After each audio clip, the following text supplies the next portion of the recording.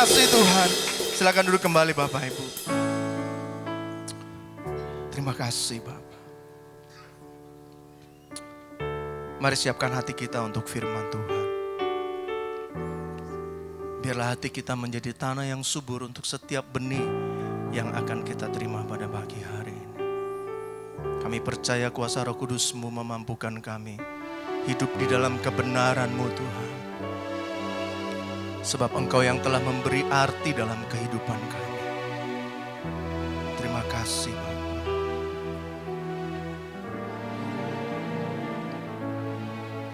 Salib-Mu membuka mataku, betapa berharga nilai hidupku.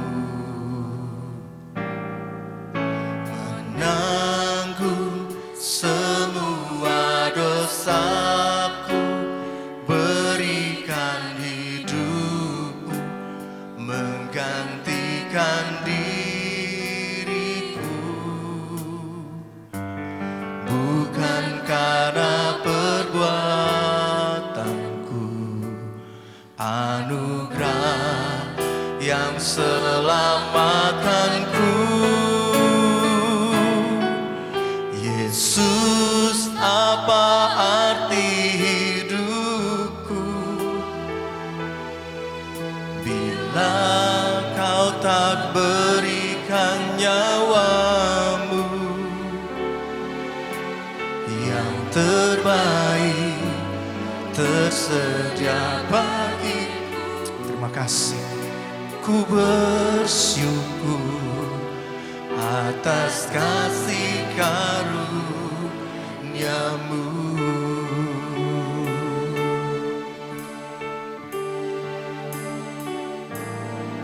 Salib-Mu membuka mataku, betapa berharga nilai hidupku.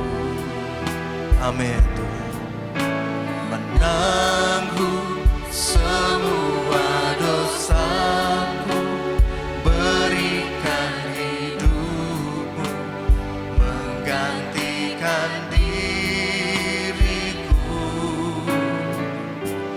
Bukan karena perbuatanku, anugerah yang selamatkanku. Sambil bangkit berdiri naikkan pujian ini.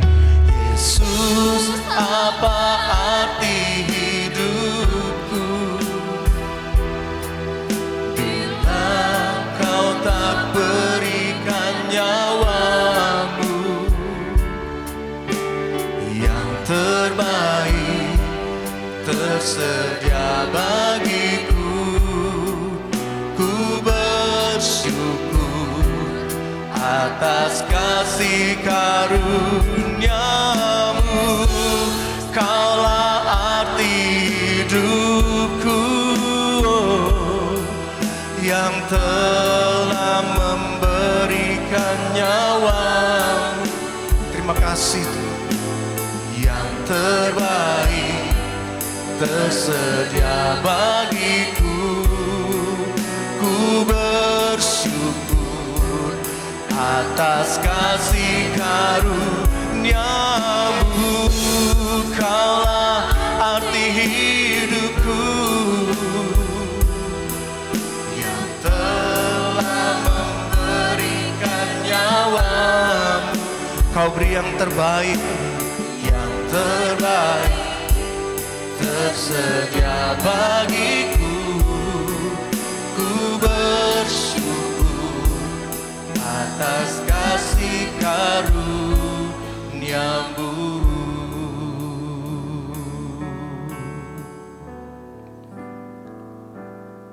Yesus, apa arti hidupku bila Kau tak berikan nyawa-Mu yang terbaik tersedia bagiku.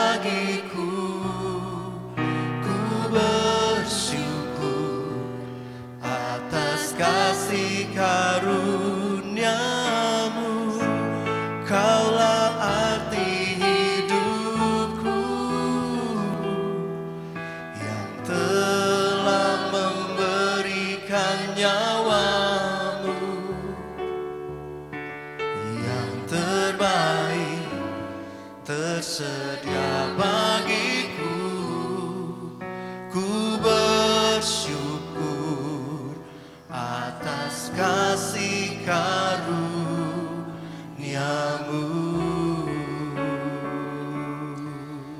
Bapa, kami bersyukur atas kasih karunia-Mu. Terlebih pada pagi ini kami bisa berhimpun di tempat ini Bapa. Satu hal yang kami nantikan, yaitu Roh-Mu menjamah kami, Firman-Mu menjamah hati dan pikiran kami, sehingga kami diubahkan menjadi pribadi seperti yang Kau mau. Mari berkalialah tengah-tengah kami Bapa. Di dalam nama Yesus Kristus kami berdoa. Sama-sama kita katakan, amin. Silakan duduk Bapak Ibu. Shalom, selamat pagi. Selamat Paskah, haleluya. Hari yang luar biasa. Tapi sebelum kita mendengarkan firman, saya rindu menyampaikan kesaksian yang belum lama terjadi.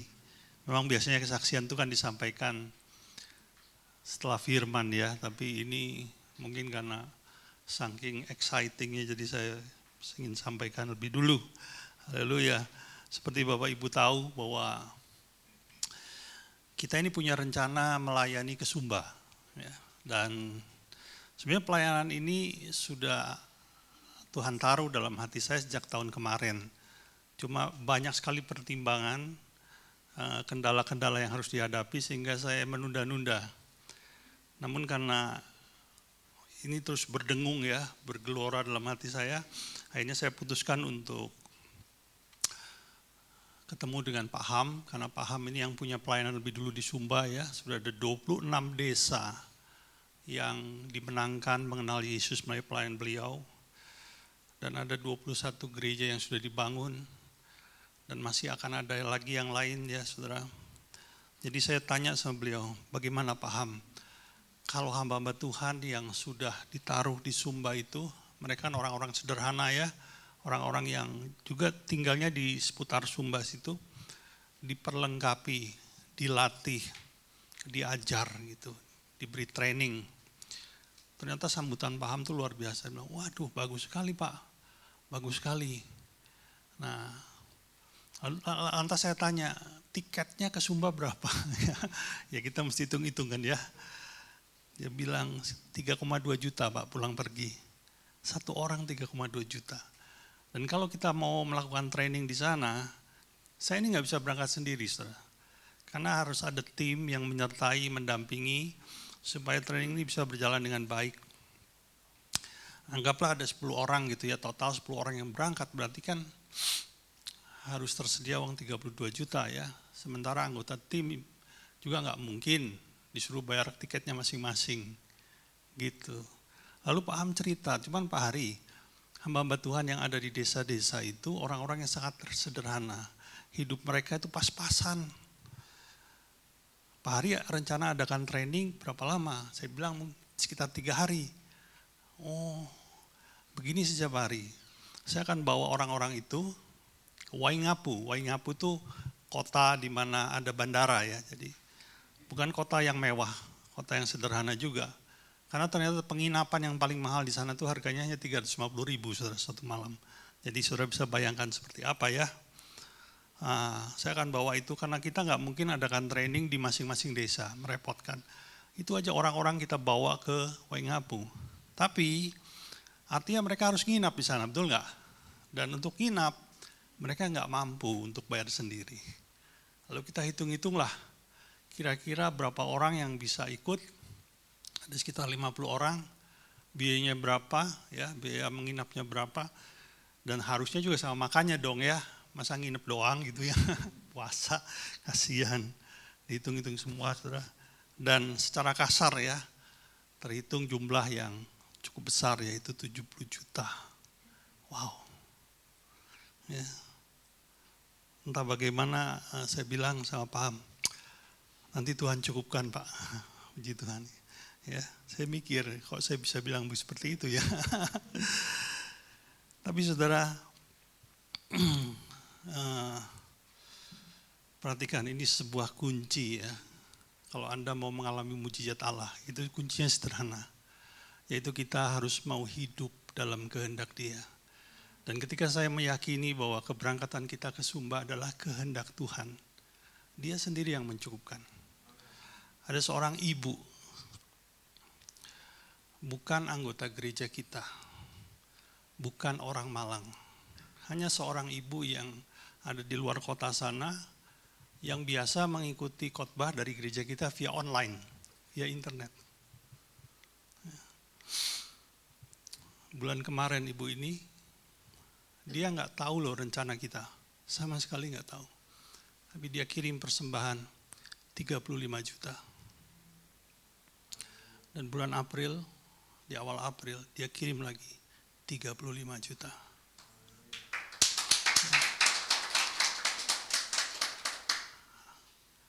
Artinya, apapun yang sebetulnya, sekali lagi, ketika kita berjalan dalam kehendak Tuhan, Tuhan bertanggung jawab atas segala rintangan yang akan dihadapi.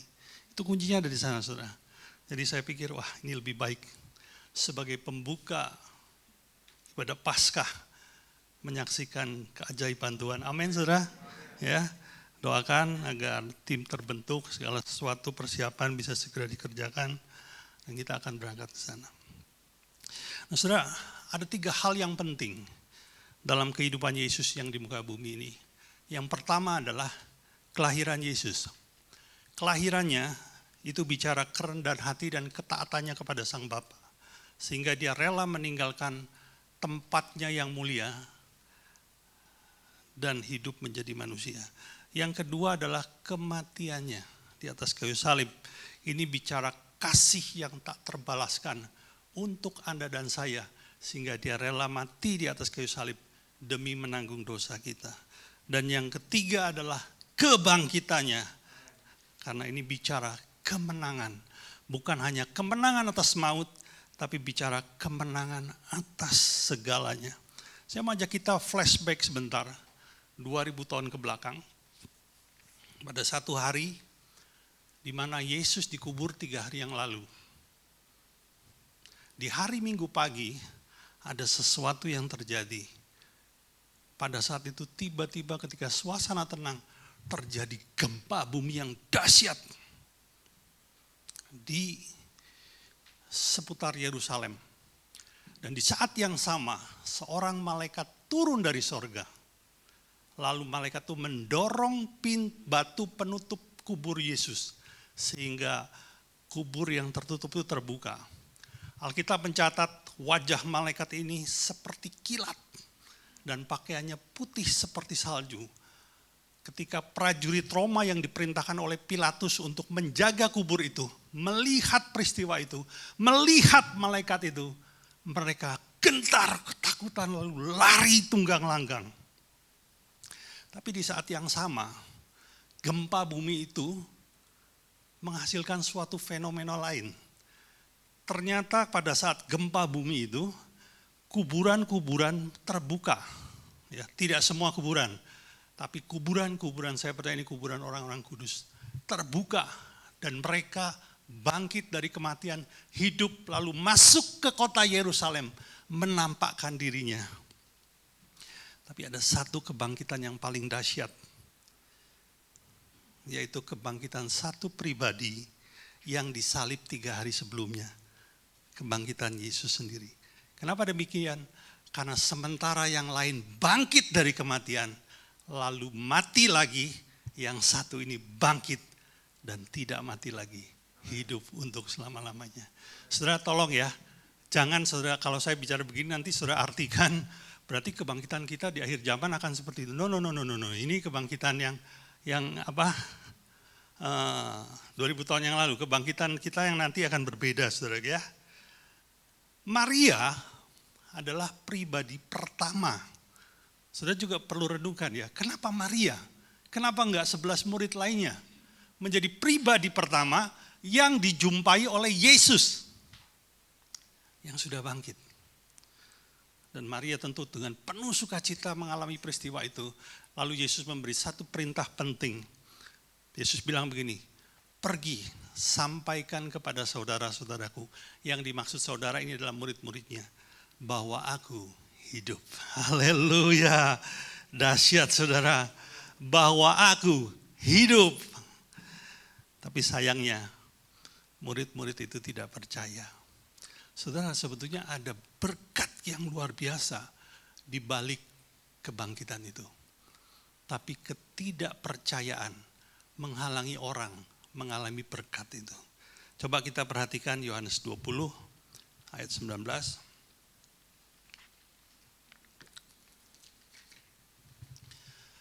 Ini yang terjadi pada murid-murid Yesus.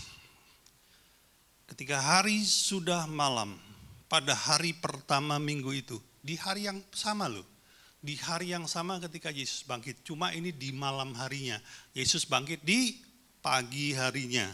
Ya, berkumpullah murid-murid Yesus di suatu tempat dengan pintu-pintu yang terkunci. Halo? Kenapa mereka mengunci dirinya?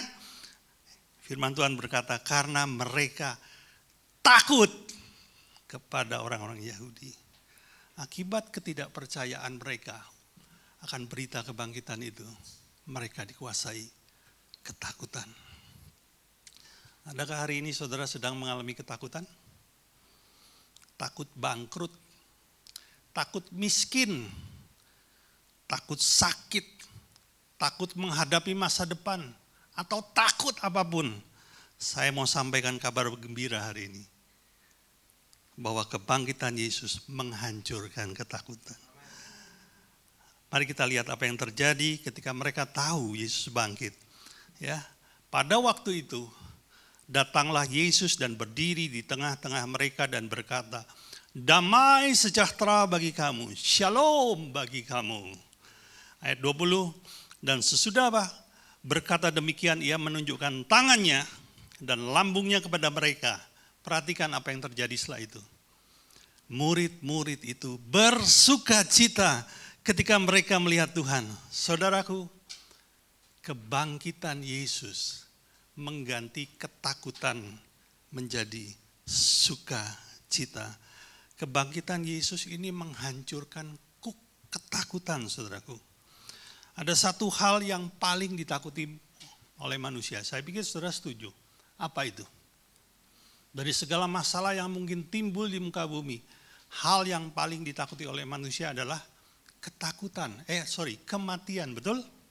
Ya. Di tahun 70-an, ada yang di sini lahir sebelum tahun 70?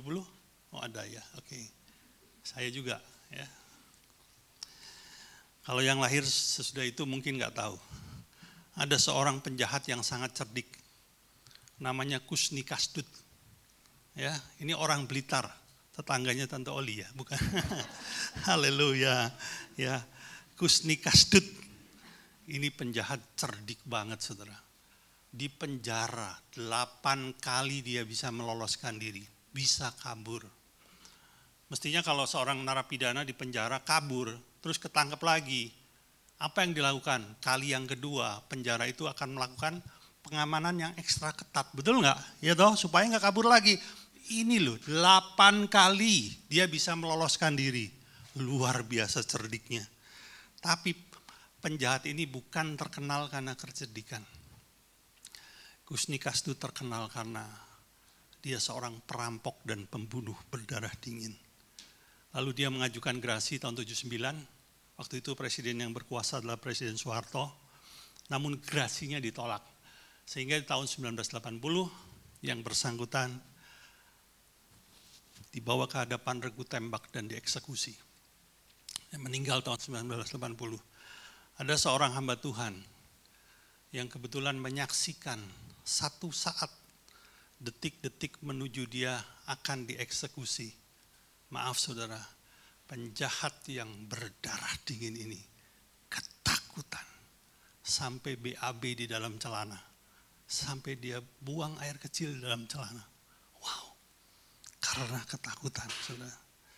Ketakutan adalah sesuatu yang paling, kematian adalah sesuatu yang paling ditakuti oleh manusia. Oleh karena itu kadang-kadang manusia melakukan upaya-upaya tertentu untuk menghindari kematian. Atau enggak, paling tidak untuk menunda lah, gitu ya. dengan segala macam cara. Di tahun 2011 ada seorang profesor bernama Peter Smith. Dia adalah profesor dari Universitas New South Wales, Australia. Dia mengumumkan bahwa dia sedang mengadakan sebuah uji coba menciptakan sebuah obat yang disebut wonder pill. Ya, pil ajaib. Kenapa disebut pil ajaib? Karena dikatakan pil ini mampu memperpanjang usia manusia sampai 150 tahun. Ada saudara yang mau hidup sampai 150 tahun? Yang benar, nggak mau. Kalau sampai 150 tahun tapi sehat mau nggak? Kalau itu mau kali ya. Udah sehat kaya lagi, gimana tuh? Ya, saudara, dikatakan bahwa pil ini mampu meningkatkan kemampuan tubuh untuk meregenerasi sel. Di mana sel-sel yang rusak diganti dengan sel-sel yang baru. Tapi sampai hari ini tidak ada kelanjutannya. Nggak tahu kabarnya sampai di mana. Yang pasti wonder pill itu tidak beredar di dunia. Mungkin kalau ada yang dijual di Malang laku kali ya. Di tahun 2020 ada sebuah perusahaan bernama Kriorus Rusia. Ini perusahaan pertama. Hari ini sudah ada 3 perusahaan. Artinya bertambah banyak loh saudara. Apa yang dibuat oleh perusahaan Kriorus ini? Dia mengembangkan sebuah teknologi yang bernama cryogenik. Coba ditampilkan fotonya. Cryogenik.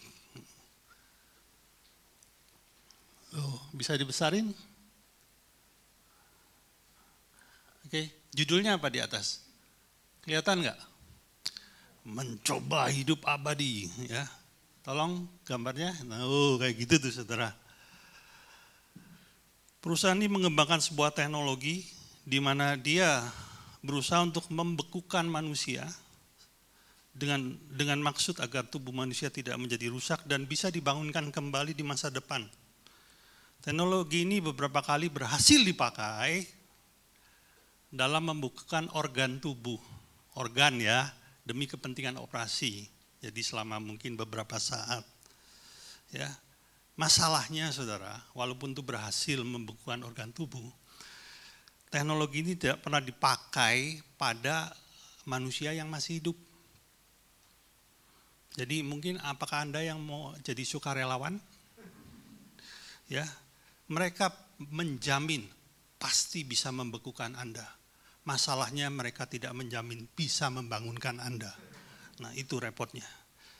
Saudaraku, sesungguhnya ini adalah upaya yang sia-sia loh. Upaya yang hadir karena ketakutan manusia. Karena firman Tuhan itu sudah memberitahu kita apa yang harus terjadi. Coba kita lihat. Kejadian 6 ayat 3. Kalau kita mengerti ini, kita nggak perlu lakukan itu. Firman Tuhan berkata apa? Rohku tidak akan selama-lamanya tinggal di dalam manusia. Karena manusia itu adalah daging. Tapi umurnya 120 tahun saja. Ini waktu firman ini disampaikan kepada manusia, ini di zaman Nuh, saudaraku. Berapa ribu tahun yang silam. Pada saat itu belum ada babi hong, belum ada Shoba, belum ada udang dolar, udang saus mentega atau Kentucky Fried Chicken. Segala makanan boleh berkolesterol belum ada pada saat itu. Hari ini beda lagi saudara. Lalu beberapa ratus atau lebih dari 1000 tahun kemudian, firman Tuhan kembali disampaikan oleh hambanya Musa. Kali ini agak beda saudara. Mazmur 90 ayat 10, coba kita lihat. Masa hidup kami 70 tahun dan jika kami kuat 80 tahun. Dan kebanggaannya adalah kesukaran dan penderitaan. Sebab berlalunya buru-buru dan kami melayang lenyap. Mungkin kali waktu Musa ngomong sudah ada makanan-makanan enak tadi saudara. Makanya berkurang dari 120 jadi 80. Ya, bahkan Dr. Oli pernah memberi informasi kepada saya, hari ini loh hari ini orang Indonesia rata-rata usia hidupnya 65 tahun, saudara. Kenapa? Indonesia makanannya enak-enak, betul nggak? Ya, bentar lagi Malang ini ramai, saudara, banyak yang kulineran di Malang ya. 65 tahun. Firman Tuhan sudah memberikan kita pengertian bahwa memang tubuh kita ini, tubuh Anda sekarang ini diciptakan untuk digunakan sementara waktu saja. Jadi kita nggak usah melawan ketentuan ilahi itu, lalu kita mau coba perpanjang. Itu sebenarnya sia-sia, saudaraku. Mesti yang kita kejar itu bukan umur panjang, tapi bagaimana hidup yang singkat ini diisi dengan kehidupan yang berbuah, kan begitu? Ya, jadi jangan salah fokus, saudara. Anda jangan sampai gagal fokus. Jadi kematian adalah kepastian, sesuatu yang pasti kita hadapi. Masalahnya bukan pada kematiannya, pada ketakutannya, saudara. Ketakutan itu membuat manusia mati sebelum mati. Saudara ngerti ya? Manusia mati sebelum mati karena apa? Karena di ketakutan. Bayangkan murid-murid Yesus mengunci dirinya, tidak berani keluar, tidak berani berhadapan dengan orang, bahkan apalagi melakukan hal-hal yang lain, saudara. Padahal seharusnya apa yang mereka buat? Harusnya mereka pergi keluar, memberitakan Injil, menyatakan kuasanya yang ajaib, dipakai Tuhan secara luar biasa, kan mestinya begitu. Tapi apa akibat ketakutan? Ketakutan melumpuhkan manusia. Kalau enggak melumpuhkan atau sebaliknya mendorong manusia melakukan upaya yang sia-sia. Kryogenik lah, wonder pills lah, saya enggak tahu hari ini jadi apa lagi ya. Kalau mau mendingan itu, facial aja tuh di Naomi gitu. Tidak dijanjikan umur panjang tapi nyaman, kira-kira begitu ya. Glowing, haleluya ya. Akar masalahnya ada pada ketakutan, tapi yang dahsyat, kebangkitan Yesus menghancurkan ketakutan. Oleh kebangkitannya maut sudah dikalahkan. Saudaraku, di tahun 2005 ada sebuah peristiwa yang menghebohkan di Bali. Kalau saudara pernah dengar, namanya Bali 9. Ada yang pernah dengar? Kenapa menghebohkan? Karena pada saat itu menjadi rekor penyelundupan heroin terbesar di Indonesia yang pernah terjadi. 8,2 kilo, saudara. Heroin diselundupkan ke Indonesia oleh 9 orang pemuda dari Australia. Dan mereka tertangkap, terbukti. Akhirnya mereka di penjara. Dan setelah melalui interogasi yang panjang, akhirnya ditemukan siapa otak pelakunya. Seorang pemuda dari 9 pelaku itu yang bernama Andrew Chan. Dan akhirnya Andrew Chan adalah pemuda yang divonis hukuman mati. Karena dianggap otak dari pelaku itu. Dan jumlah narkotik yang masuk itu begitu luar biasa. Ketika dia divonis hukuman mati dan dia harus menanti di penjara sampai eksekusi akan dilakukan, apa yang terjadi, saudara? Andrew ini stres luar biasa. Bahkan dia pernah melakukan percobaan bunuh diri. Tapi satu hari ada seorang memberitakan Kristus kepada dia di dalam penjara, di lapas Kerobokan Bali. Dan hari itu dia menyerahkan hidupnya kepada Yesus. Hari-hari berikutnya hidupnya berubah total. Berubah secara luar biasa. Dia menjadi berkat buat narapidana yang lain. Ditangkap tahun 2005, dimasukkan penjara. Dan baru dieksekusi tahun 2015. Artinya dia ada 10 tahun di dalam penjara. Dan selama sekian tahun itu dia jadi berkat yang luar biasa.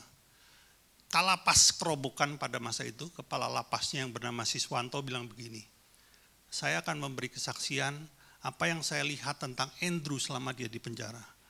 Dan saya harap dengan kesaksian saya, Andrew dibatalkan untuk menerima hukuman mati.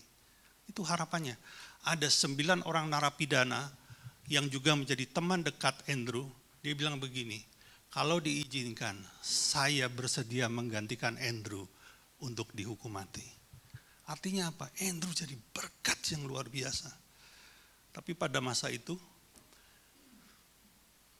Presiden Megawati menolak untuk memberikan grasi kepada Andrew Chan.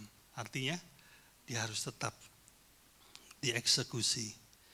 Tahukah saudara, Andrew tidak mendapat grasi dari presiden, tapi Andrew mendapat grasi dari pemilik alam semesta ini.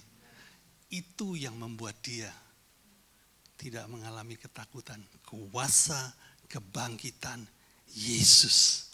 Di hari-hari terakhir sebelum dia dieksekusi, bahkan dia sempat menikah, diberkati di lapas Nusa Kambangan, menikah dengan seorang wanita yang mencintai Tuhan dan mencintai dirinya. Walaupun hanya seremonial lah, tapi dengan itu dia bisa menyatakan bahwa dia mengasihi wanita itu.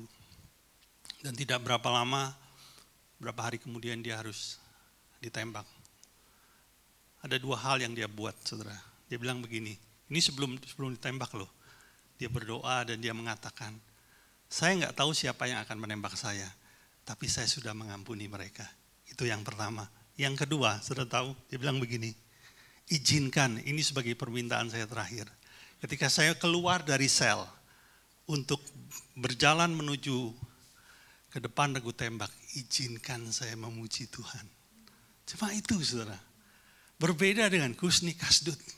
Ini dia lalui dengan penuh sukacita. Coba kunci D yang tadi itu. Dia bernyanyi, bless the Lord, oh my soul, oh my soul, worship His holy name. Sing like never before, oh my soul, I worship your holy name. Inilah lagu terakhir yang dia nyanyikan. Dan dia berhenti ketika suara tembakan menghentikan denyut jantungnya. Dia berhenti bernyanyi. Kebangkitan Yesus menghancurkan ketakutan. Paulus pernah berkata di 1 Korintus 15 ayatnya yang ke-26. Bisa tolong tampilkan? Musuh yang terakhir yang dibinasakan ialah maut. Kuasa kebangkitan Yesus sudah menghancurkan ketakutan terbesar yang pernah dimiliki manusia. Sekarang apalagi yang perlu ditakuti oleh manusia? Kematian bukan lagi menjadi pintu untuk masuk kepada kebinasaan kekal, tetapi kematian menjadi pintu untuk masuk kepada kehidupan yang kekal. Saudara tentu masih ingat beberapa puluh tahun yang silam terjadi konflik di Ambon. Masih ingat? Itu korban jiwanya saudara, ribuan loh. Yang dikenal dengan pasukan merah, perang melawan pasukan putih. Anda tahu maksud saya ya? Yang putih itu siapa dan yang merah itu siapa. Dan ketika itu sudah di mana pasukan putih ini bergerak membantai kampung demi kampung. Sampailah kepada sebuah pedesaan yang dihuni oleh sekelompok orang Kristen, saudara. Dan orang-orang itu ditangkapi. Bahkan wanita hamil pun dibantai loh, saudara.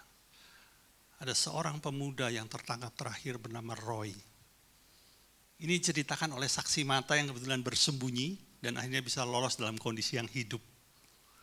Roy ditangkap dan dibawa ke lapangan desa itu. Dan pemimpin pasukan putih berkata, kalau engkau mau mengatakan tidak percaya kepada Yesus, engkau bebas dan hidup. Apa yang dikatakan Roy?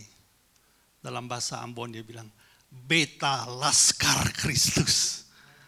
Dan lalu parang itu disabet, kepala Roy lepas dari tubuhnya. Dulu saya nggak mengerti kenapa ada orang-orang yang seberani itu. Akhirnya saya mengerti itu terjadi karena kuasa kebangkitan. Haleluya. Kalau hari ini ada dari saudara yang mengalami ketakutan, saya mau katakan engkau sedang dibodohi oleh iblis. Iblis berkata masa depanmu hancur, engkau tidak punya harapan lagi, engkau pasti mati, engkau pasti gagal. Engkau sedang ditipu olehnya. Sesungguhnya saudara, ketakutan adalah tanda ketidakpercayaan. Bukankah ketika murid-murid Yesus tidak percaya akan berita kebangkitan Yesus, apa yang terjadi? Mereka ketakutan. Ketika satu pribadi mempercayai kebangkitan Kristus, dia dibebaskan dari ketakutan. Hei saudaraku, semuanya sudah selesai ditanggung dia di atas kayu salib. Dan oleh kebangkitannya, engkau menang. Haleluya. Tadi kunci apa? Kunci D ya. Ya, mari kita nyanyikan bersama. Ayo Dodi, tolong. Dia bangkit dan hidup selamanya. Dia bangkit, marilah rayakan kebangkitan Tuhan Kita nyanyikan sama-sama. Rayakan, Yesus rayakan, rayakan, Yesus rayakan, rayakan, Yesus rayakan, rayakan, Yesus rayakan. Mari kita bangkit berdiri. Dia bangkit dan hidup selamanya. Dia bangkit, marilah rayakan, marilah rayakan Tuhan kita. Dia bangkit.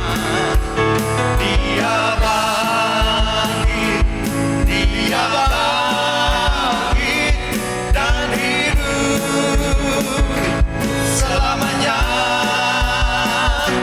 Dia bangkit, marilah rayakan,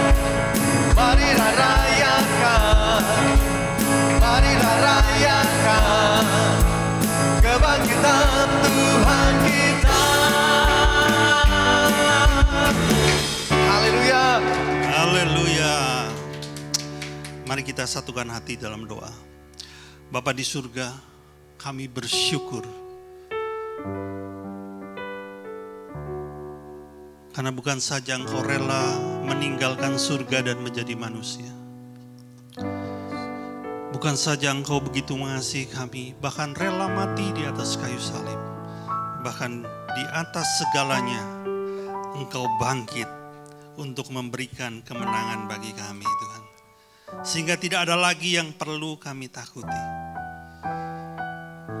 Karena segalanya sudah Kau kalahkan. Haleluya Lord, haleluya Lord. Pagi ini Bapa, kami akan menerima perjamuan kudus. Bukti dari kasih-Mu 2000 tahun yang lalu. Terima kasih Bapa untuk kesempatan yang diberikan kepada kami. Kami mau menerima perjamuan ini dalam kondisi yang benar. Mari Roh Kudus, Engkau menjamah kami, ingatkan kami bila ada hal-hal yang perlu kami akui di hadapan Tuhan. Haleluya Lord, haleluya Lord. Terima kasih Tuhan.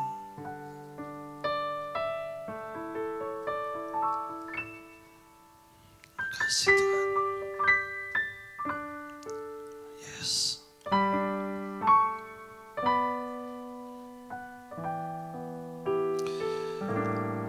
Mari hamba Tuhan bisa membagikan anggur dan roti. Bless the Lord, oh my soul.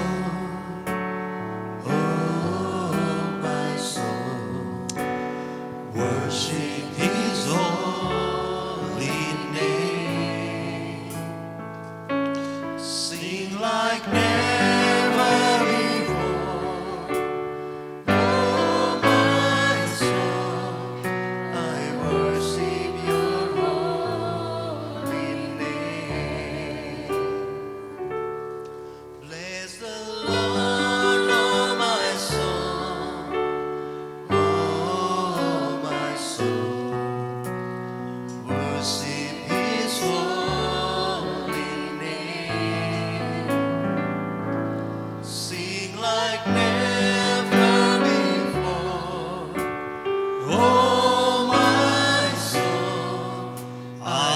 worship your holy name. Bless the Lord, oh my soul, oh my soul. Worship His holy name. Sing like never before, oh my soul. I worship your holy name. I worship your holy name. Lord, I worship your holy name. I worship your holy name. mari kita angkat roti di atas kepala kita. Sebab apa yang telah kuteruskan kepadamu telah aku terima dari Tuhan, yaitu bahwa Tuhan Yesus pada malam waktu ia diserahkan, mengambil roti dan sudah itu ia mengucap syukur atasnya. Ia memecah-mecahnya dan berkata, inilah tubuhku yang diserahkan bagi kamu. Perbuatlah ini menjadi peringatan akan aku. Jemaat yang dikasihi Tuhan, bukankah roti yang kita pecah-pecahkan adalah persekutuan kita dengan tubuh Kristus? Mari kita makan dalam namanya.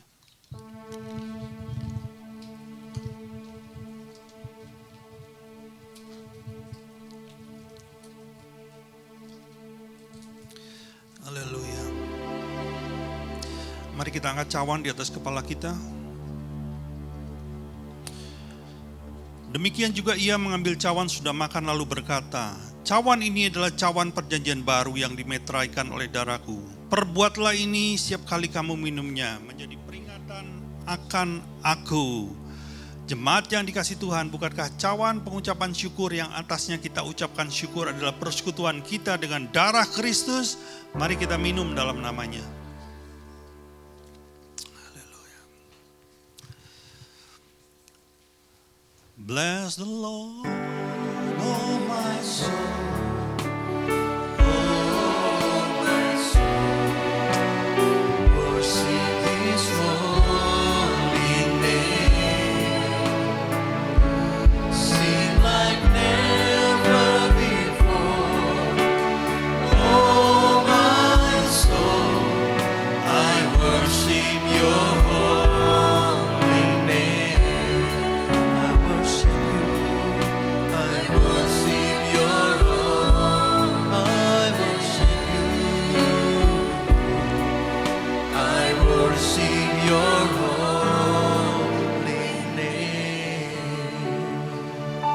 Bapa, terima kasih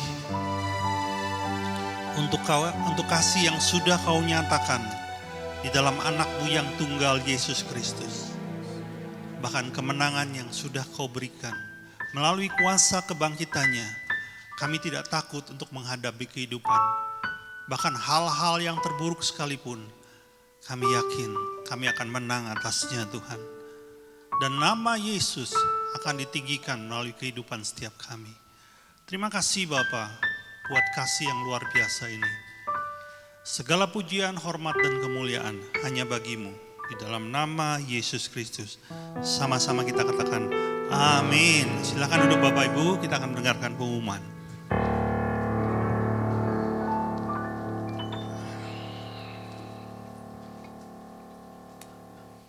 Shalom, selamat siang semuanya. Sekali lagi kita ucapkan selamat merayakan Paskah ya. Melalui kebangkitannya kita memperoleh kemenangan, pengampunan, dan kesempatan dan harapan-harapan baru. Semuanya hanya di dalam Dia. Saya akan bacakan beberapa pengumuman. Bagi yang ingin mengikuti ibadah tatap muka seperti hari ini, bisa mendaftar seperti biasa melalui grup Telegram. Dan bagi saudara nanti yang ingin memberikan persembahan bisa melakukannya setelah doa penutup.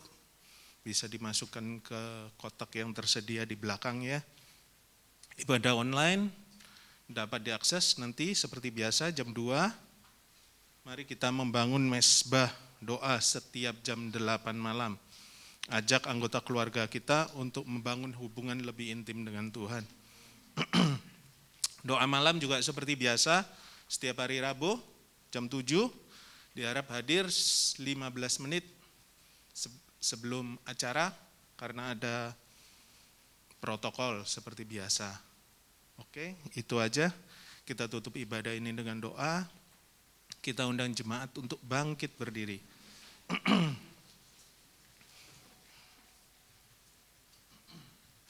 Haleluya. Bapa, terima kasih untuk semua kebaikan-Mu yang telah Kau beri dalam hidup kami. Terima kasih juga untuk kesempatan dan juga apa yang bisa kami lakukan hari ini ya Bapa, memuji, memuliakan nama-Mu dan dapat mendapatkan firman, apa yang Kau inginkan, apa yang telah Engkau sampaikan di dalam hati-Mu ya Bapa. Kami ingin terus bertumbuh di dalam Engkau ya Tuhan, berbuah dalam kehidupan kami, semuanya hanya untuk kemuliaan-Mu. Kami juga berdoa juga Bapa untuk gembala kami. Hati Bapa, hati gembala ada dalam diri beliau. Semua berkat-Mu yang terbaik ada dalam diri beliau. Dimanapun beliau berada, nama-Mu yang ditinggikan, nama-Mu yang dimuliakan. Terima kasih Bapa. Kami juga berdoa untuk para pelayan yang bertugas pada pagi hari ini ya Bapa. Murnikan dan benarkan motivasi hati kami dalam kami melayani. Terima kasih untuk kesempatan yang masih Kau beri kepada kami untuk melayani-Mu. Semuanya hanya untuk kemuliaan-Mu. Kami berdoa juga untuk jemaat yang turut beribadah bersama kami ya Bapa. Kami siap dan siap menjadi alat-Mu dimanapun kami berada. Di sekolah kami, di pekerjaan kami, di lingkungan manapun kami berada.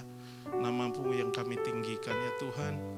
Kami juga berdoa untuk kami semua yang sakit ya Bapa. Kami percaya telah Engkau sembuhkan, dan yang mempunyai masalah solusinya hanya ada di dalam Engkau. Karena Engkaulah kekuatan dan penunjuk di dalam hidup kami. Terima kasih Tuhan. Kami berdoa untuk kepala negara kami, Pak Jokowi. Hikmat-Mu ada dalam diri beliau dalam memimpin kami semua. Perlindungan-Mu sempurna untuk beliau dan keluarga dan semua anak-anak-Mu yang ada dalam pemerintahan. Terima kasih Bapa. Kami percaya beliau akan membawa kami menuju masa depan yang lebih baik. Ada hujan pertobatan, ada hujan keselamatan dalam bangsa Indonesia. Terima kasih Bapa. Dan sekarang kami akan pulang, saatnya kami menerima berkat daripada-Mu. Mari jemaat yang kasih Tuhan, kita angkat kedua tangan kita dan arahkan hatimu kepada Bapa di surga. Diberkatilah engkau berlimpah-limpah dengan segala yang terbaik dari Allah Bapa di surga. Dan kasih-Nya yang sempurna di dalam Yesus Kristus, serta kekuatan pertolongan dari Roh Kudus memampukan engkau untuk menghidupi segenap kehendak Allah. Kita yang sudah terima semuanya itu, sama-sama kita katakan, amin. Selamat Hari Paskah, Tuhan memberkati.